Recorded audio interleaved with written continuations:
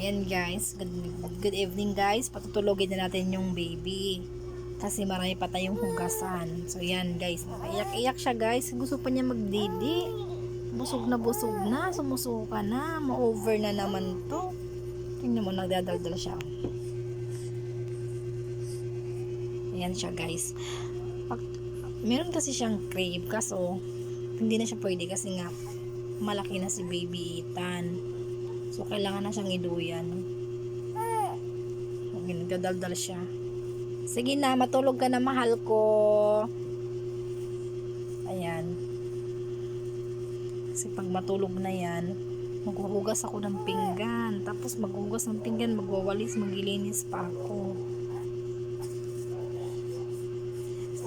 Pagkatapos yan guys, ang bilis lang magising, kunting galabog gising na naman, takbo ka na naman dito para magduyan.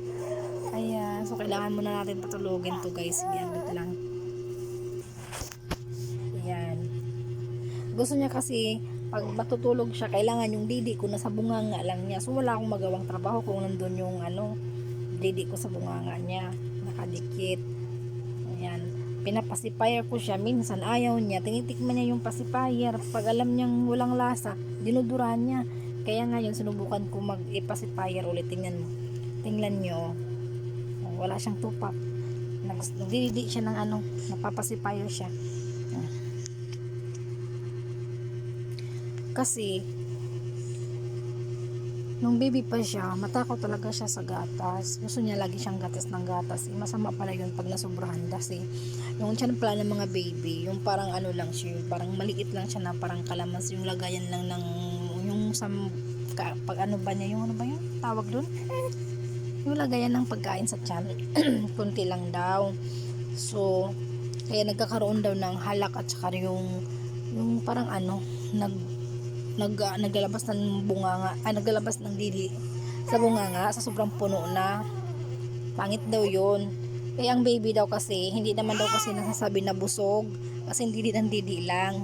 Kaya ngayon, pinacheck up ko siya, pinatingin ko yung advice sa akin ng doktor na pwede daw i-pacifier yung bata.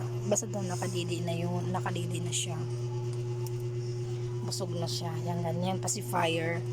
Ayun pala, yung kaya pala nagkikis siya ng nagkukus siya ng yung halak. Ayan, kasi nang problema ako nung baby pa siya. Nahalak siya ng halak. Ang lakas, yung pala, sobrahan sa milk. Syempre, nagdididi pa sa akin, nagdididi pa sa bote.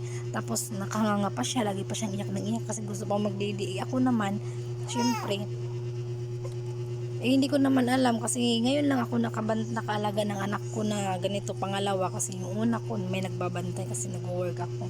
So ngayon, nag-resign ako kaya nakafocus ako dito. Kaya hindi ko alam yung mga ganito mag-alaga. So ganito lang.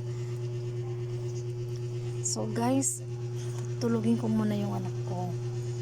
Maraming salamat po sa panonood ng mga vlogs. Huwag po kayo magsawang sumuporta po sa amin ni Baby Ethan. Thank you guys.